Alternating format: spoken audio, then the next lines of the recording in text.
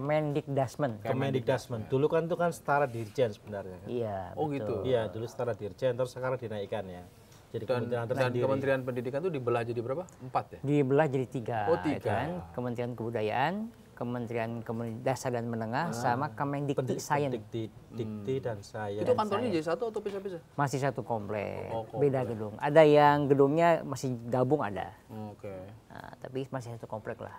Jadi Mas Wamen ini fokusnya kemana Mas Wamen ini pembagiannya? Fokusnya ke sekolah-sekolah, nggak cuma sekolah Muhammadiyah kan, kata aku sekolah Muhammadiyah, ya enggak lah semuanya. Ini meskipun nama itu Kementerian Dasar dan Menengah, kebetulan di Muhammadiyah ada Majelis Pendidikan Dasar dan Menengah. Oh ada itu ya? Sama gitu loh, tapi ini bukan Kementerian Muhammadiyah. Oke. Bukan Kementerian Muhammadiyah ya? Meskipun menteri dan wamennya dari Muhammadiyah dari gitu. Muhammadiyah. Kan ada satu lagi wamennya. Wamennya Ada satu lagi, dua kan? ya? Dua. Gitu. Supaya tidak bisa disimpulkan itu menteri dan wamennya Muhammadiyah. Makanya ada wamen yang lain dari Muhammadiyah juga. Sempat ada yang tanya, ini kira-kira kalau menteri sama wakilnya di Muhammadiyah, kira-kira akan ada Muhammadiyahisasi nggak? Ada pertanyaan begitu. Akan. Saya bilang, kalau filosofi matahari itu menyinari, gitu. Kita tidak untuk menguasai. Kalau di Jakarta matahari nggak menyinari mas, jualan. Saingannya Ramayana. Aduh, iya iklan tuh ini. Mas Wamen, Gimana? kan kalau Mas Fajar ini kan sebenarnya bukan orang baru lah di dunia pendidikan. Pernah jadi staf khususnya Pak Muhadjir, ya dong. Iya. Terus kemudian juga secara birokrasi punya pengalaman, pernah jadi staf khusus di dalam istana, staf khususnya Pak Pratik. Ya dong. Iya. Nah, ini tata kelola pendidikan. Saya pengen tahu dulu nih, Mas Wamen, ketika jadi sudah dapat resmi setelah dilantik itu berubah nggak pandangannya soal pendidikan Indonesia, khususnya soal pendidikan dasar dan menengah, atau wah, saya tetap dalam posisi ini dan saya punya otoritas, sekarang saya akan melakukan sesuatu. Komitmen saya tetap, Mas. Dan cara pandang saya terhadap pendidikan di Indonesia juga tetap. Ya.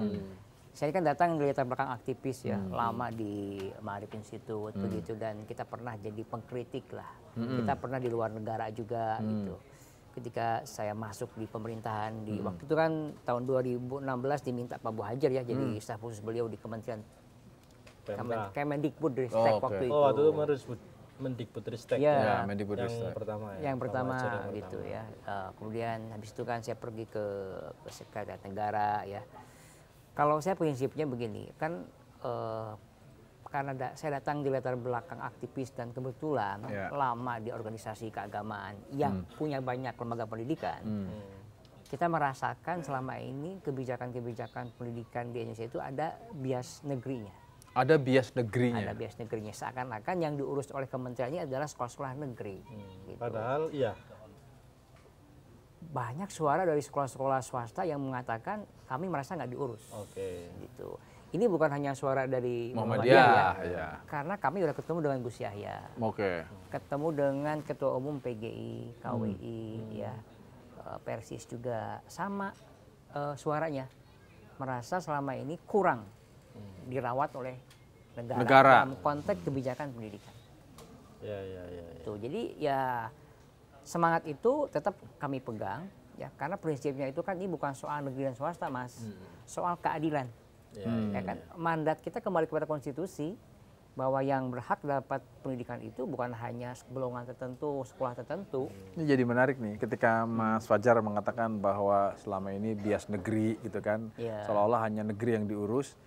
Saya ingin mengkonfirmasi saja, bukan berarti kehadiran Mas Abdul Muti sama Mas Fajar di Kementerian Pendidikan Dasar Menengah itu untuk menjaga supaya Muhammadiyah juga diurus sama negara gitu loh. Iya, itu sejak awal setahu saya Pak Prabowo itu bahkan sebelum beliau terpilih sebagai presiden itu sudah menyampaikan, karena beliau kan suka baca, tahu juga sejarah ya.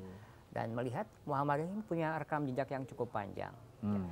Kita merasa sekolah-sekolah Muhammadiyah bukan sekolah terbaik di Republik ini. Kita sadar itu. Tetapi Muhammadiyah punya pengalaman yang cukup panjang, punya punya mentalitas yang kuat gitu loh. Dan kita datang ke situ bukan untuk mengorkestra bahwa kebijakan itu harus berpihak kepada golongan Muhammadiyah misalnya. Karena mungkin Bapak Presiden tahu ya ini kalau dipegang oleh orang Muhammadiyah itu komitmennya itu jelas.